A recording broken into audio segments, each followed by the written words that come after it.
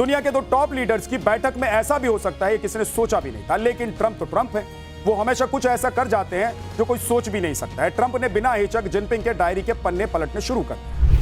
पाठशाला में अगला चैप्टर, जिसमें बताऊंगा आपको जिनपिंग की डायरी से क्या चुरा कर पढ़ना चाहते थे ट्रंप। चीन दौरा खत्म, जिनपिंग को लेकर ईरान ने ऐसा क्या कह दिया कि ट्रंप को लग गई आग। ईरान का साथ और पुतिन का विश्वास, मोदी के अरब और यूरोप दौरे पर दुनिया की नजरें क्यों टिकी हुई हैं, क्या बड़ा होने वाला है।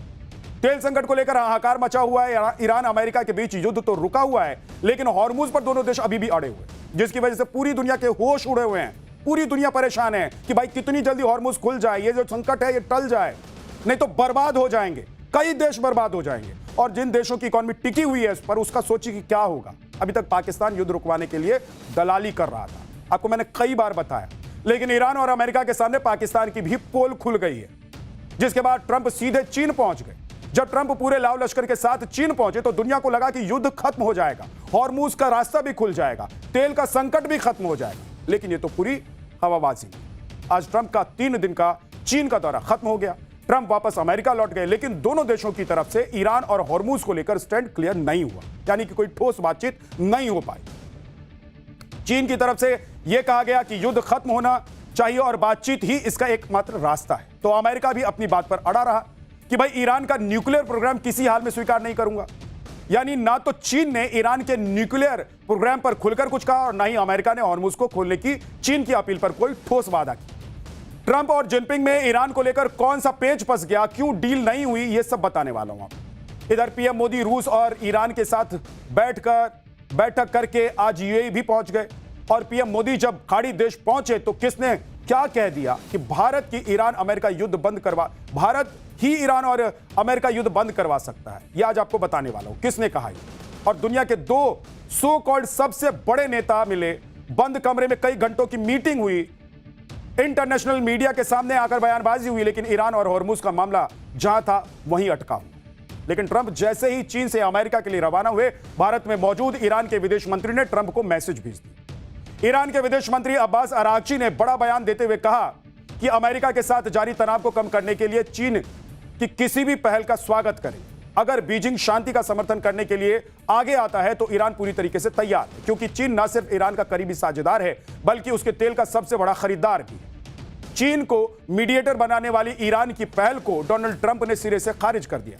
ट्रंप का कहना है कि ईरान अपने परमाणु कार्यक्रम को छोड़ने के वादे से पीछे हट गया है और जब तक वो पूर्ण परमाणु निशस्त्रीकरण की गारंटी नहीं देता है तब तक किसी भी प्रस्ताव पर विचार नहीं किया जा सकता। ट्रंप दावा कर रहे हैं कि ईरान अपने सर्वाधिक यूरेनियम को जो उन्होंने संवर्धित कर लिया है, उस यूरेनियम को छोड़ने पर सहमत हुआ था, लेकिन अब अपनी बात से ईरान पलट गया है। जबकि ईरान भी लगातार यही कह रहा है कि यूरेनियम संवर्धन का मुद्दा बातचीत के एजेंडे में है ही नहीं, इस पर हम बात ही नहीं करना चाहते हैं। ट्रंप के चीन दौरे के दौरान भी सबसे बड़ा मुद्दा यही था कि युद्ध कैसे खत्म हो और हॉर्मुज का रास्ता कैसे खुलवाया जाए। लेकिन ट्रंप चीन के सामने भी इसी बात पर अड़े रहे कि जब तक न्यूक्लियर प्रोग्राम पर बात नहीं होगी कोई समझौता नहीं होगा। सुनिए ट्रंप ने क्या।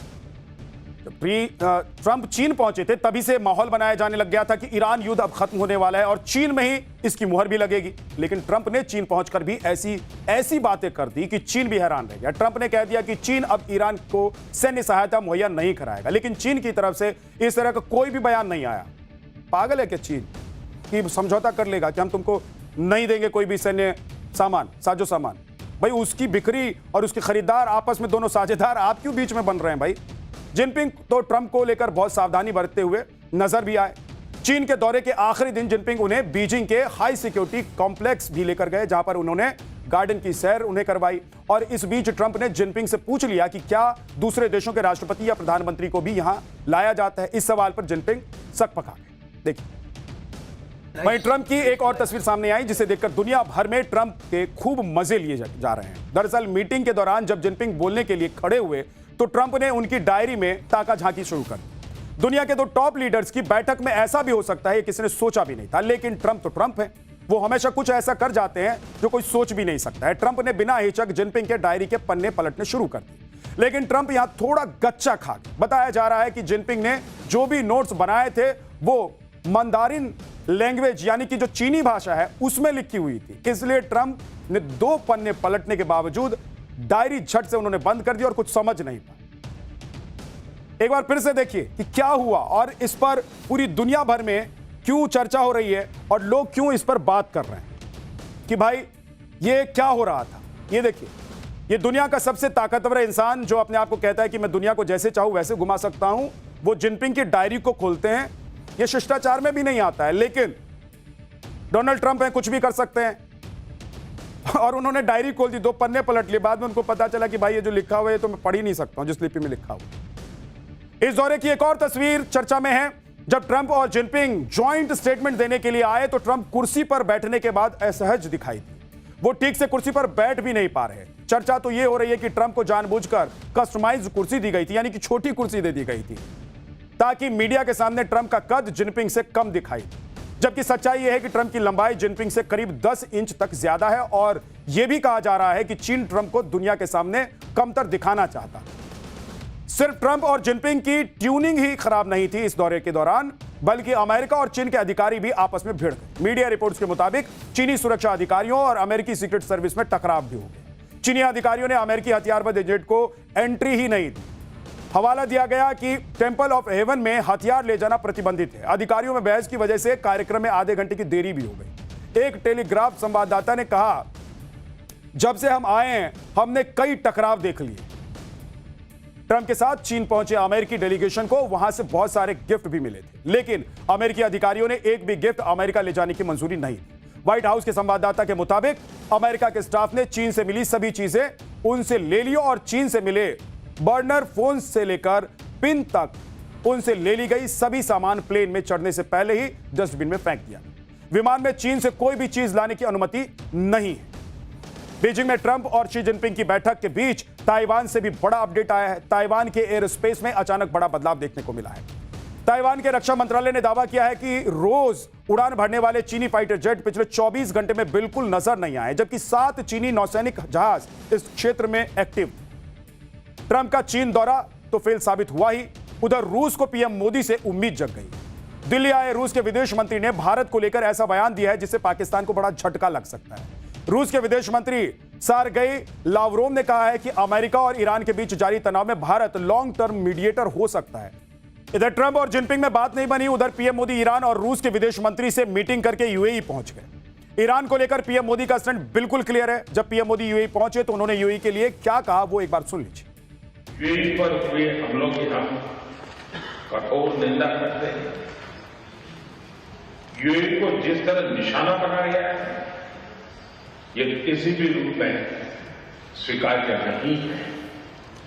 ब्रदर, इन कठिन परिस्थितियों में आपने जिस संयम, करेज और विजडम का परिचय दिखाया है यह बहुत ही सराहनीय है। राष्ट्रीय एकता, सुरक्षा और क्षेत्रीय अखंडता को बनाए रखने में आपके नेतृत्व में उठाए गए कदमों का हम अभिनंदन करते हैं। पाठशाला में अब धार भोजशाला पर आए कोर्ट के ऐतिहासिक फैसले का चपटा। हाईकोर्ट को ऐसा क्या सबूत दिख गया कि भोजशाला का 23 साल पुराना फैसला पलट गया।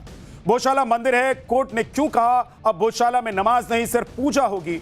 रामचरितमानस में तुलसीदास ने लिखा है कि जही के जही पर सत्य से नेहू, सोते ही मिले न कछु संदेहू। और इसका अर्थ होता है कि जिससे सत्य का रिश्ता होता है वो उसे अवश्य मिल जाता है, इसमें कोई संदेह नहीं है। यानी कि सच्चाई एक दिन सबके सामने सिद्ध होती है। और आज मध्य प्रदेश हाईकोर्ट के ऐतिहासिक फैसले में यह भी दिखाई दिया कि धार भोजशाला एक हिंदू मंदिर है। कोर्ट ने एएसआई की सर्वे रिपोर्ट के आधार पर इसे मां वाघ देवी का मंदिर माना है और इसमें सिर्फ हिंदुओं को पूजा करने का अधिकार दिया है। इसके साथ ही कोर्ट ने एएसआई यानी कि भारतीय पुरातत्व सर्वेक्षण अप्रैल 2003 के उस आदेश को रद्द कर दिया है जिसमें मुसलमानों को हर शुक्रवार भोजशाला परिसर में नमाज अदा करने की इजाजत दी गई थी। यानी अब यहां पर नमाज नहीं होगी। मुस्लिम पक्ष धार भोजशाला को कमाल मौला मस्जिद मानता है, जबकि हिंदू समुदाय शुरू से ही इसे देवी सरस्वती को समर्पित एक मंदिर मानता है। यह बात आज कोर्ट में भी सिद्ध हो गई जो लगातार हिंदू कह रहे थे। धार भोजशाला को लेकर आज मध्य प्रदेश हाईकोर्ट की इंदौर बेंच ने अपने फैसले में जो बातें कही वो हर हिंदुस्तानी को ध्यान से देखनी चाहिए। कोर्ट ने एएसआई की रिपोर्ट को आधार मानते हुए अपने आदेश में कहा कि हमने इस स्थल पर हिंदू पूजा की निरंतरता को नोट किया है। हालांकि समय समय पर इसे नियंत्रित किया गया। इस स्थान के ऐतिहासिक साहित्य से पता चलता है कि यह राजा भोज से जुड़ा संस्कृत शिक्षा का एक प्रमुख केंद्र था। यह धार में देवी सरस्वती को समर्पित मंदिर के अस्तित्व को दर्शाता है, इसलिए इस क्षेत्र का धार्मिक चरित्र भोजशाला के रूप में माना जाता है। इसमें देवी वाग्देवी सरस्वती का मंदिर है। कोर्ट ने यह भी कहा है कि केंद्र सरकार और एएसआई यह फैसला ले कि भोजशाला मंदिर का मैनेजमेंट कैसा रहे। 1958 एक्ट के तहत इस प्रॉपर्टी का पूरा मैनेजमेंट एएसआई के हाथ में ही रहेगा।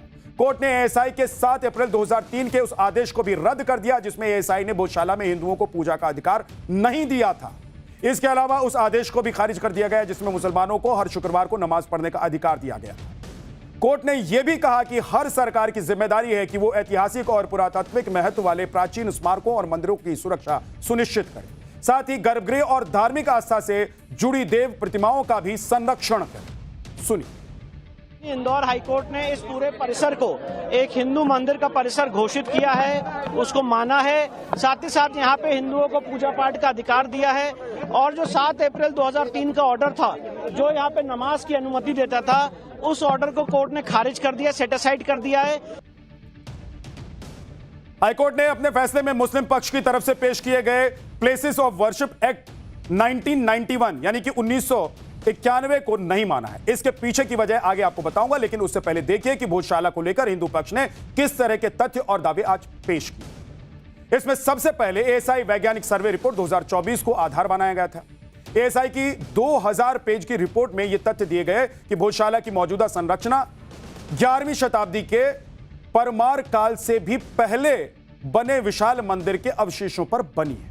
इस परिसर में 1700 से ज्यादा पुरातात्विक अवशेष मिले हैं जिसमें हिंदू देवी देवताओं, सरस्वती, गणेश, ब्रह्मा, शिव, हनुमान से जुड़ी हुई मूर्तियां।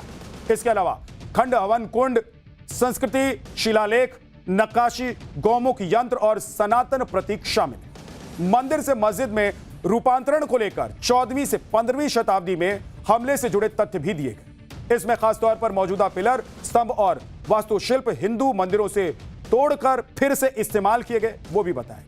हिंदू पक्ष ने तर्क दिया कि भोजशाला कभी मस्जिद था ही नहीं, बल्कि मंदिर को तोड़कर इसका स्वरूप बदल दिया गया था। आज इस तथ्य को भी हाई कोर्ट ने मान लिया। अब मुस्लिम पक्ष इस मुद्दे को सुप्रीम कोर्ट ले जाने की बात कह रहा है, लेकिन दूसरी तरफ एआईएमआईएम के चीफ असदुद्दीन ओवैसी के अपने तर्क हैं। वो कैसे इस पूरे फैसले को लेकर बयान दे रहे हैं, क्या कह रहे हैं, एक बार सुनिए।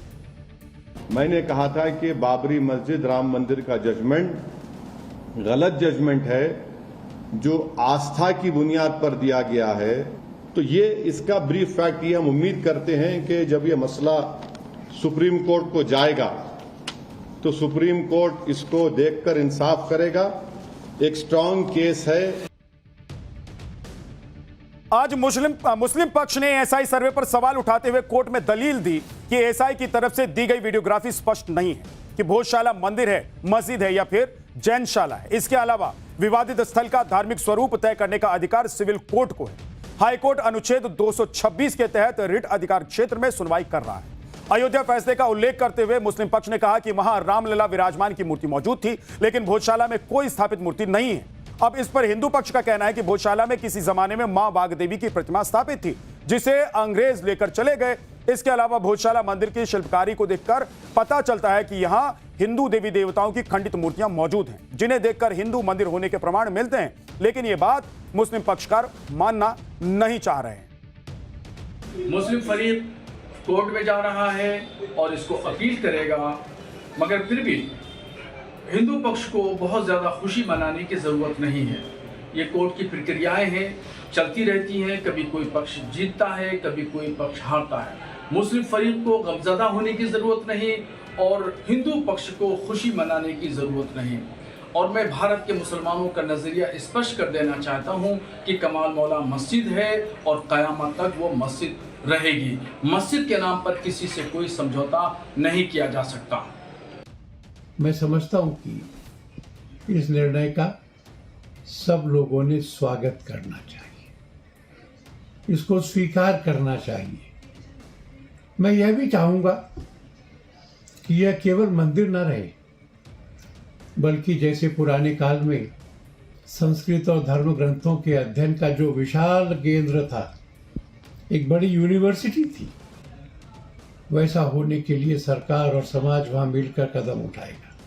देश के अंदर ये माहौल भारतीय जनता पार्टी पैदा कर रही है और मैं तो बार बार कह रहा हूं, आप ताकत में हैं, फौज आपके पास है, पुलिस आपके पास है, 22 स्टेट्स में आपकी हुकूमत है, भारत सरकार आपकी है। जितनी मस्जिदें तोड़नी है एक साथ तोड़ दीजिए, बना लीजिए मंदिर, लेकिन ये हर रोज जो नफरत आप हिंदू मुस्लिम फैला रहे हैं इसको बंद कर दीजिए। मुस्लिम पक्ष ने कोर्ट में इस बात की पूरी कोशिश की कि किसी तरह भोजशाला को प्लेसेस ऑफ वर्शिप एक्ट 1991 के तहत साबित किया जाए, लेकिन कोर्ट में यह कानूनी पैंतरा काम नहीं कर पाया। दरअसल प्लेसेस ऑफ वर्शिप एक्ट यानी कि स्पेशल प्रोविजंस एक्ट 1991 भोजशाला पर लागू नहीं होता है। आज हाईकोर्ट ने स्पष्ट रूप से कहा कि प्लेसेस ऑफ वर्शिप एक्ट 1991 की धारा 4(3)(a) के तहत जो जगह पुरानी है और ऐतिहासिक स्मारक हैं यानी कि ASI द्वारा संरक्षित प्राचीन इमारतें हैं, उन पर यह कानून लागू नहीं होता है।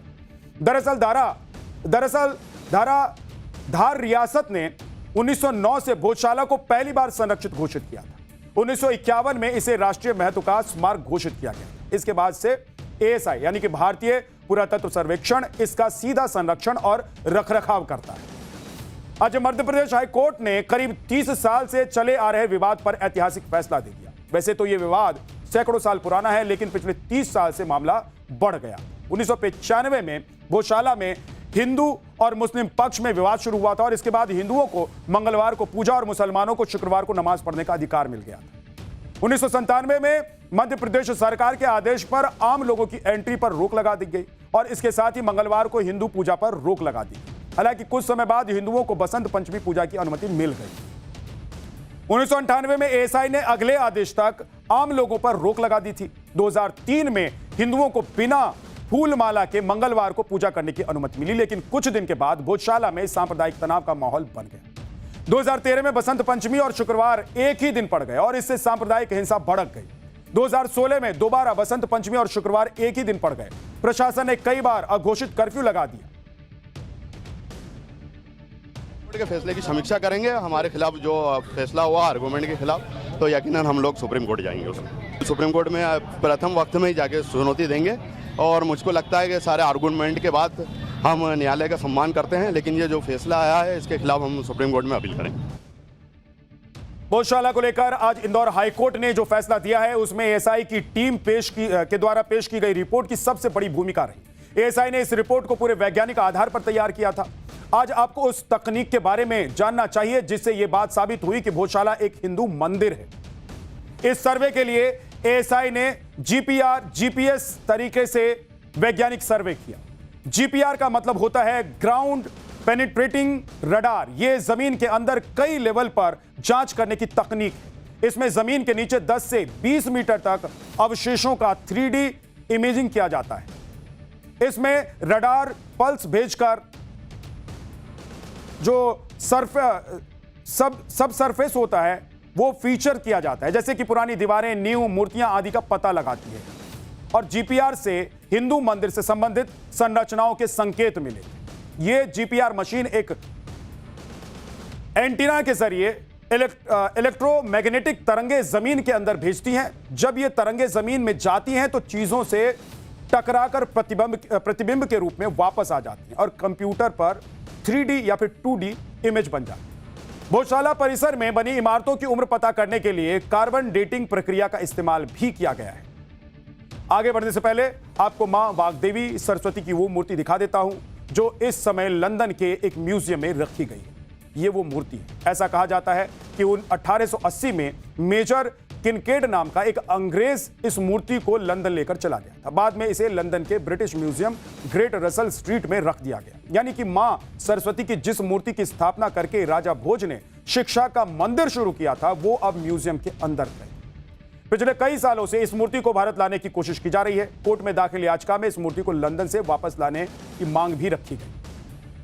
कोर्ट ने यह भी कहा कि जो मां सरस्वती, मां वाग्देवी की प्रतिमा ब्रिटिश म्यूजियम लंदन में रखी हुई है, उसको वापस लाने के लिए जो हमारे प्रत्यावेदन है, सरकार उस पर गौर करे।